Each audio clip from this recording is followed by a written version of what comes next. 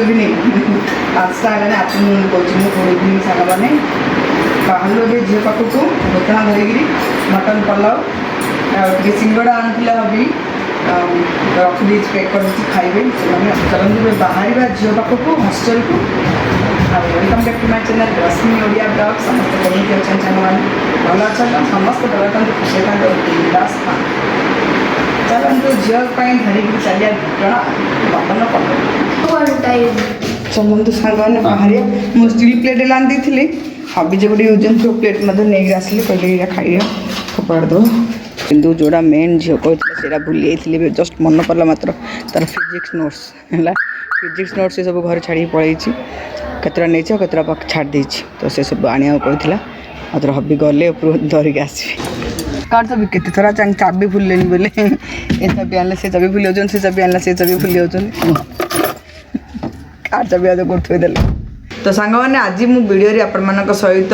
Share करी कला जीरा माने कालोंजीर कौन कौन सब बेनिफिट तो सेमती मुझे आपण गोटे बढ़िया ऑयल विषय कहि और से ऑयल टी हूँ कलंजी ऑयल कलंजी ऑयल माने कला जीरार तैयारी ऑयल आउ सांग मैंने ये कलंजी ऑयल टी आम किपरि बॉडी पाई स्किन पाई एमती कि आम आपको खाई भी परिबा आउ लोकाली बॉडी रे भी आम यूज कर परिबा केमिति मु सब ए वीडियो रे आपण मानको कहिबी सांग माने कलंजी माने तो कला जीरा मु कहली एटा तो सब घरे अवेलेबल थाए समस्त घर किचन रे ए कला जीराटा अवेलेबल थाए तो देखो ये तो आम फुटण रे यूज करें मु तो बहुत यूज करे मोर माने खाइबारे ना पंच फुटण रे मु बेसी यूज करे सेमिति मध्य कला जीरा मु फुटेगिरी सब रोषे करे तो देखु यहाँ कला जीरा कलंजी प्रत्येक किचन रे रोषे घरे अवेलेबल आम आपको डायरेक्ट तो कंज्यूम करें कारण जी आम बॉडी दरकार से मात्रा रे आमको कंज्यूम करा पड़ो आम डायरेक्ट एमती यूज भी करें खाई भी पारानी तो से आम किसी एमती ऑयल हो कि एमती किसी जिनस जोड़ा कि आम इजिली ताकू कंज्यूम करें कि लगे पार यूज करें सेमती आम खोजी था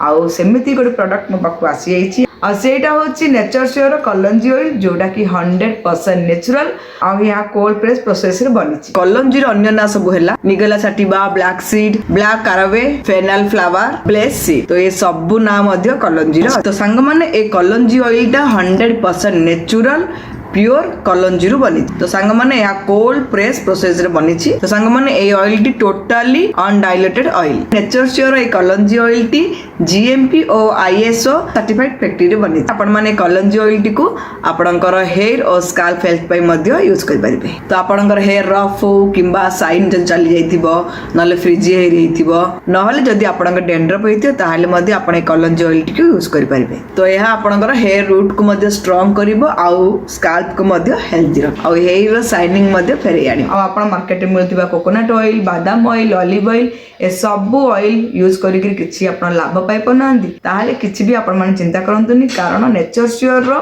कलंजी ऑयल को आपण यूज करले निश्चय से सब प्रॉब्लम रो आपण मानको मुक्ति मिल परिबो ता सहित यहाँ तो 100% नेचुरल किसी भी साइड इफेक्ट ना तो आप बिना डरिकी आपको यूज करेंगे आउ मेल और मेन दुई जन जाक यूज करेंगे यूनिसेक्स प्रोडक्ट तो ये ऑयल टाक आप यूज कले आप स्काल्प को से हेल्दी रखी थाए आउ हेयर साइन फेरे आनी था मुझे भी कहली आपको नेचर श्योर ऑयल को अप्लाई करके आप स्किन को केमती केयर करेंगे आउ हेयर को केमती केयर करेंगे आउ गोटे बेनिफिट विषय कहबी यहाँ हूँ जे आपण जदि आपणकर बॉडी रे पेन होची जॉइंट पेन होची किंबा आपणकर माँ जेजेमा आई बापा माँ जार मध्य जॉइंट पेन होची ताहले मध्य आपण एई नेचर श्योर कलंजी ऑयल को अप्लाई करि परिबे मसाज करि परिबे सेही जगह जो जगह जॉइंट पेन होची आपणकर सेही जगह अल्प मात्रा तेल नै कि आपण सर्कुलर मोशन रे ताको बहुत भल भाबरे मसाज करिवे ताहले आपणको रिलीफ मिलिबो आउ गोटे कथा है जदि आपण ए नेचर श्योर रो कलंजी ऑयल को कंज्यूम करिया को माने खाइबा आपन टिके प्रॉब्लम होची ताहाले किछि कथा नै आपन को एबे नेचर श्योर तरफ रु आर टैबलेट भी आसी जाइछि तो नेचर श्योर एबे कलंजी ऑयल टैबलेट भी बाहर करचंदी आपण चाहिले कलंजी ऑयल बदल रे आपण टैबलेट मध्य खाइ परिबे मन इजी रहे ना जाले मध्य के जण लिक्विड जिमती कि हमर देखुचे सिरप आसे मेडिसिन रे सिरप आसे टैबलेट आसे के जण सिरप पसंद करंदी के जण टैबलेट पसंद करंदी पानी ढोक देला काम सरला गला तो सिमित जदी आपन को यही कलंजी ऑयल को कंज्यूम करियार आपन टिके प्रॉब्लम होची आपन इच्छा होनी ताहले मध्ये आपन डरिया नै बे आर टैबलेट भी बाहर पला नेचर्स कलंजी ऑयल रो आपन मगांतु आ मगे कि आपन माने खातु। तो आउरी जार स्टोमक इन्फेक्शन प्रॉब्लम अच्छी लंग्स किंबा किडनी प्रॉब्लम अच्छी तो आउरी जार आईसाइट प्रॉब्लम अच्छी आस्थमा प्रॉब्लम अच्छी तो सेमाने मध्ये नेचर्स कलंजी ऑयल किंबा टैबलेट्स को यूज करि परिबे। आ लेडीज मानकर पीरियड्स टाइम रे जो क्रैम्प आसी थाए किंबा बहुत जोरे तली पेट काटी थाए तो सेथिरु मध्ये आपण मानको रिलीफ मिल परिबो जदी आपण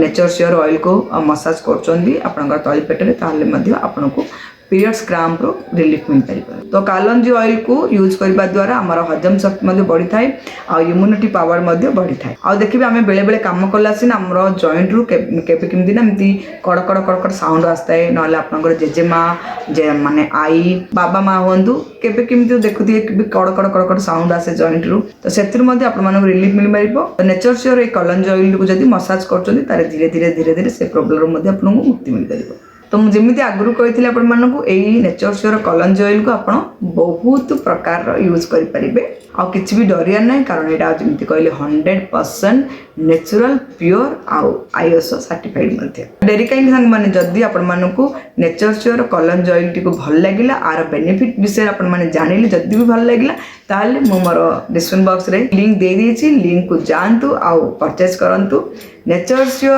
कलंजी ऑयल 100% नेचुरल आउ एबे तो टैबलेट बाहर पला कि टैबलेट मध्ये मगी पारिबे आपण माने जोड आपण मानको भल लागिबे आपण माने सेटा मगांतु खांतु आउ इम्यूनिटी को बूस्ट करंतु हेयर को शाइन करंतु आउ स्किन को ग्लो करंतु।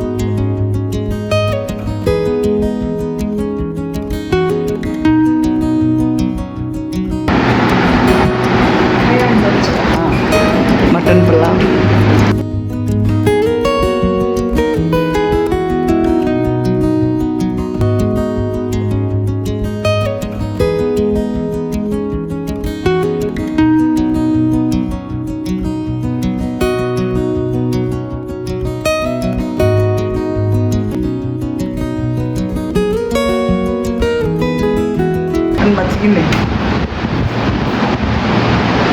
सब मटन नहीं जाते आड़े रही राति खाइबू 10 o'clock है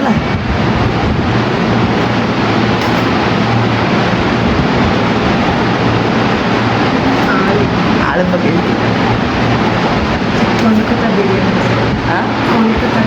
नहीं बिरयानी नहीं मटन याखनी पुलाव मटन याखनी पुलाव साने आपण माने झीर पूरा स्माइल जानी पारथे से केते खुशी हैला मटन पुलाव को देखिकरी बहुत खुशी आउ तार मटन टा बहुत पसंद मटन पुलाव को बेसी तो ताको इच्छा मटन को व्हाइट राइस तो मटन को व्हाइट राइस तो खाइतिला आ मटन पुलावटा से खाई पारियन मनटा दुख कर देतिला सार मन डाकिले तो सी आसी तो पड़ियो हॉस्टल झील पे आ टिके मटन पुलाव आ समोसा अछि सी आ टिके परे खाइबो एबे इवनिंग टाइम रा 7 o'clock एमती पाखापाखि हेतिला तो से डिनर कर दउची तापर आउतरे से कहला राति 10टा आधे 11टा मत आउतरे भूख होले मु खाइबी बोली हैला तो तापे आ टिके अल्प मटन पुलाव नेथिल जे रखि देछि आ समोसा मध्ये अछि से तार रूम रे खाइ दबौ ये हबी आम ये बस कथा सब हो हबी सार मान सहित सब कथा होती आपको केमती कौन सब हम कौन ना तो आसन तो जब भी आसती हबी मो सब सार मान सहित डिस्कसन भी करदू अब ये भाई भौणी खियापिया सरला खुंपुरा खुंपुरी भाई भौणी बोले प्यार हम लड़ाई हम बोले देख भाई भौणी है आम झील को टाटा बाय बाय कर पलि आसलु घर को फेरुलु बाटर मुझे माने व्रत टाइम रे आईब्रो सेव करथिला करनथिली भालु पूरा पूरा बढ़ी गेथिला तो टिके आईब्रो सेव कर दउची फंक्शन अछि जिबार अछि मु से फंक्शन को मु कहिथिली ना गुड फंक्शन अछि गोली मु आईब्रो सेव करिकरी टिके चिकनिया हे गली तो मु बे घर को जाउची पुनी आपन मन सहित नेक्स्ट ब्लॉग रे मिसची हो कहबी को फंक्शन को जिबी आज रे छोटिया ब्लॉग टी हो आला तो bye bye lots of love have a good day friends.